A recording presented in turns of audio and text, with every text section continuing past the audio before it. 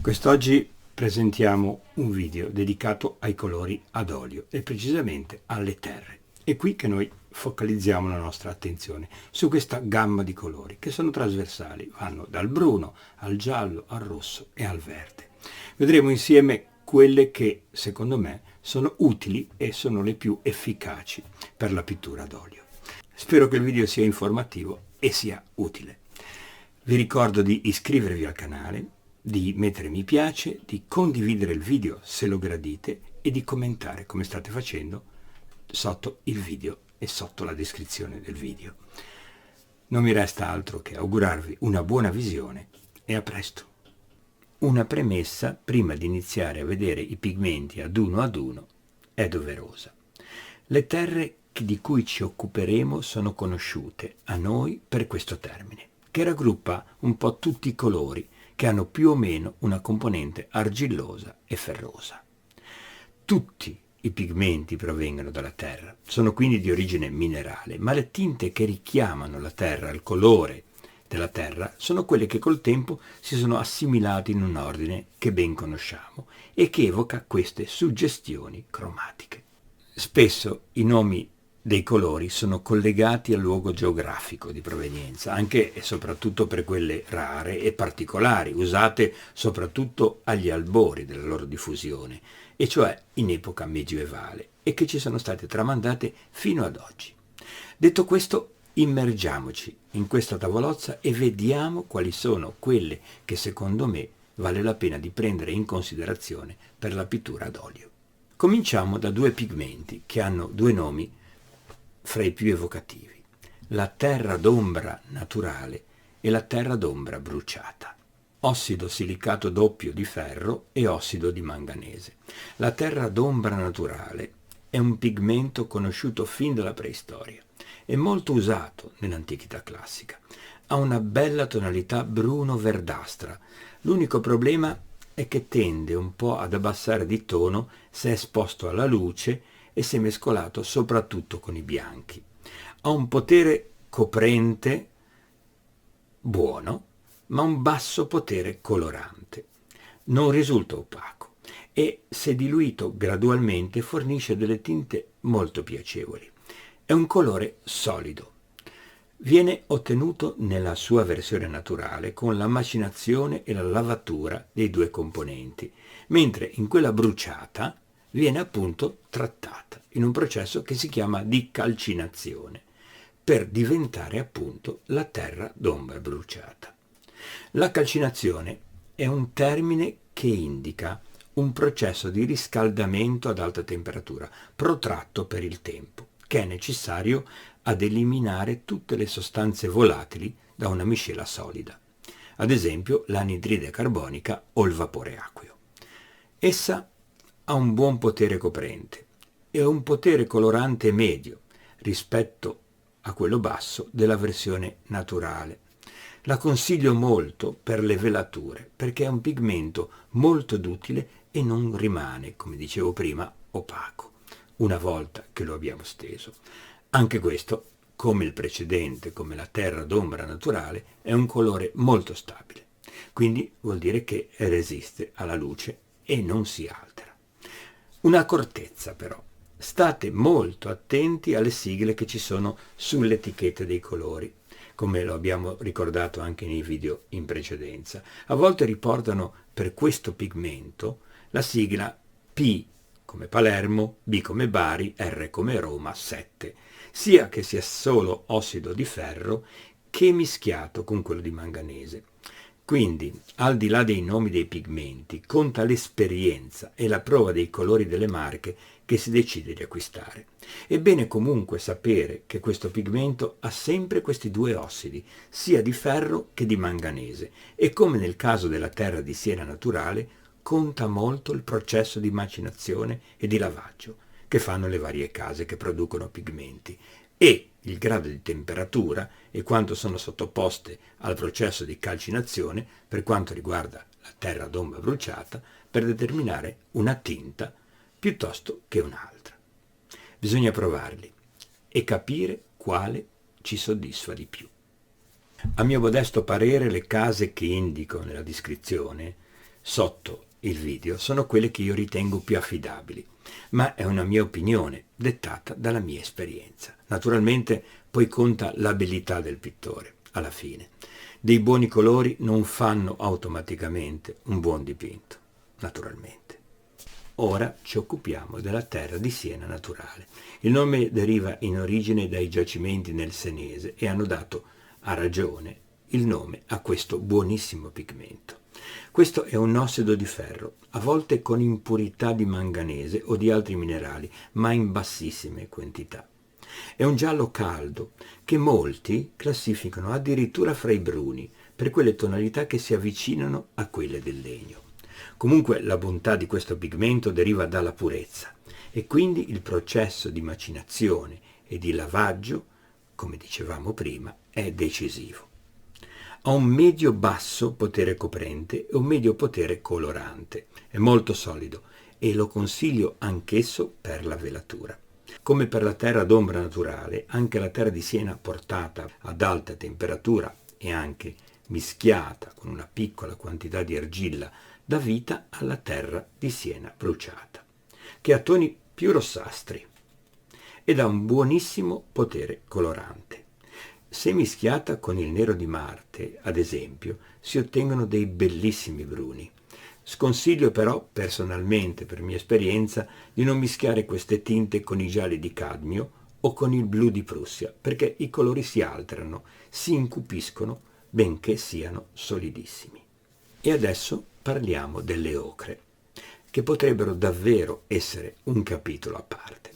Esistono moltissimi nomi per le ocre e gli ossidi di ferro idrati gialli, solitamente basati sulla tonalità del colore, sul luogo di produzione, su quello di provenienza o sul metodo di produzione, seguiti o preceduti da altri aggettivi, proprietà, come crudo, bruciato, trasparente, eccetera, eccetera.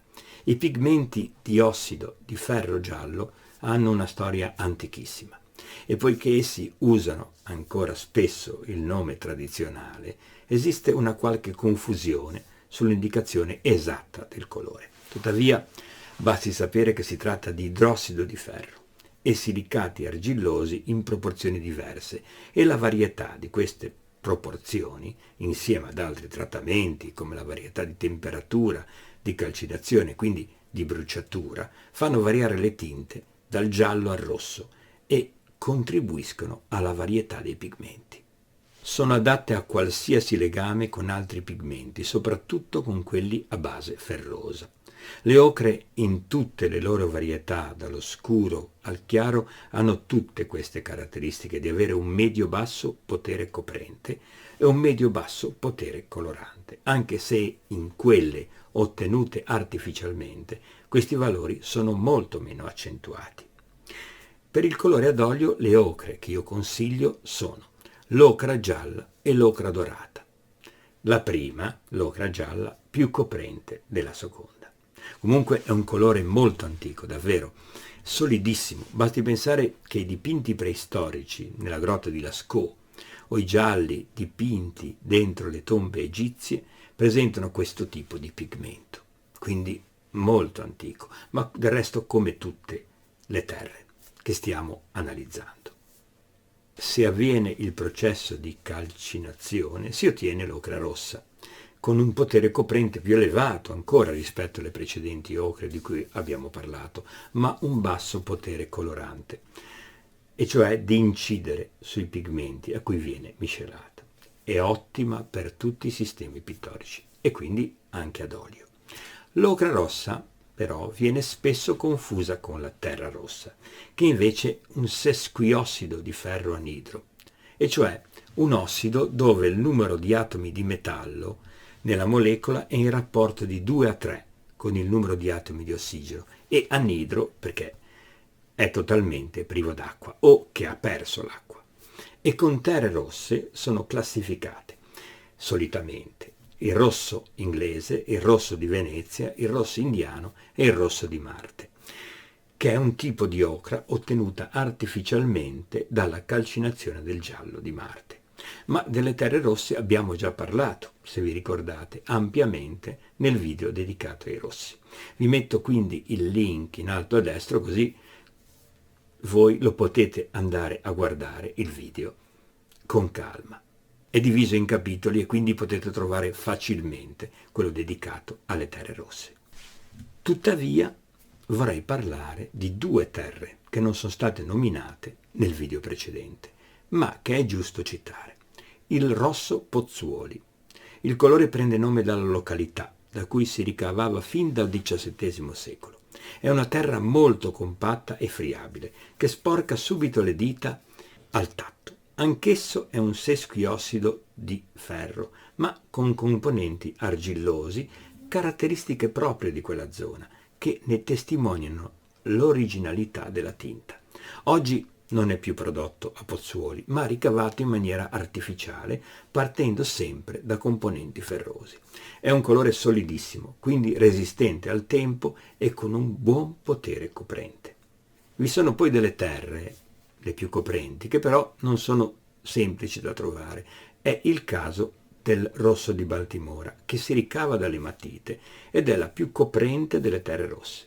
Conosciuto anche come rosso ematite, è sempre un ossido di ferro, ma la sua composizione con elementi argillosi e il processo di calcinazione le fanno una delle terre più interessanti quanto sconosciute, ma sostituite egregiamente dal rosso di Pozzuoli artificiale, che riesce a garantire un'ottima proprietà coprente. Gli ultimi due pigmenti di cui parliamo sono la terra verde, o come è anche chiamata ocra verde di Verona, che è un pigmento molto complesso, e la terra di Kassel. La terra verde è formato da silicati ferrosi e ferrici di potassio, manganese e alluminio, più ossidi di ferro, manganese, alluminio e appunto potassio. È un colore molto antico, addirittura si poteva benissimo sostituire al bolo per la preparazione dei fondi argentati. La tinta risulta spenta, opaca. Come tutte le terre è solidissimo, ma ha poco corpo ed è molto adatto alle sfumature del cielo o certe tonalità della pelle come fondo per rinforzare l'incarnato che poi viene steso sopra. Ha un basso potere coprente e colorante. La terra di Kassel invece è un bruno scuro, tendente quasi al nero. La tinta è anche chiamata terra naturale calcinata. È composto da ossidi di ferro, in bassissima quantità 1%, sostanze organiche l'80%, lignite e torba.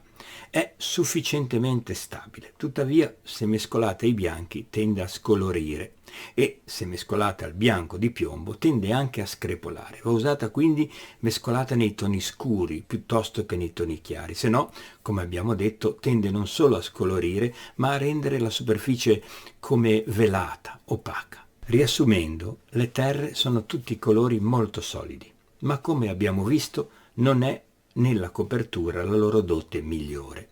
Sono invece molto interessanti se usati ad olio nelle velature o per modificare il tono di certe tinte senza che diventino troppo ingombranti. I nomi sono moltissimi, che spesso designano lo stesso prodotto, quindi è bene stare attenti alla composizione riferita nell'etichetta. Tuttavia non ci si può sbagliare, perché sono colori che hanno un impiego ampio e che essendo solidi non hanno problemi ad essere mischiati con la stragrande maggioranza delle tinte. Era doveroso secondo me fare questo video e ci ha mostrato come la varietà di una composizione, cambiando pochissimi elementi, dà la possibilità di avere una varietà incredibile di tinte.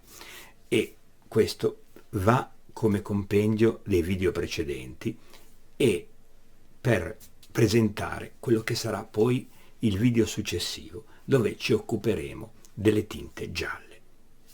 Spero che il video sia stato interessante e istruttivo, nonché abbia dato delle indicazioni utili per la composizione delle nostre tinte, la scelta dei nostri colori, e quindi vi do appuntamento a martedì, non prima di avervi ricordato di iscrivervi al canale, di mettere un mi piace, di condividere il video e di commentare, come state facendo, sotto la descrizione di questo video.